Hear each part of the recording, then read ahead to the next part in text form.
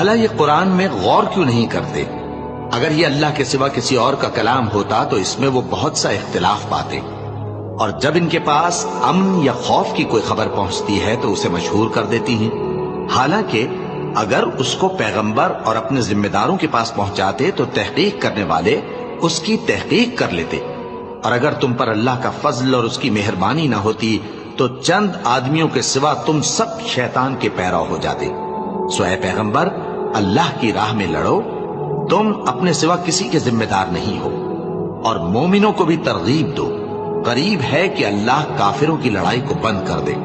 اور اللہ شدید ترین جنگ کرنے والا ہے اور سزا دینے کے لحاظ سے بھی بہت سخت ہے۔ جو شخص نیک بات کی سفارش کرے تو اس کو اس کے ثواب میں سے حصہ ملے گا، اور جو بری بات کی سفارش کرے اس کو اس کے عذاب میں سے حصہ ملے گا، اور اللہ ہر چیز پر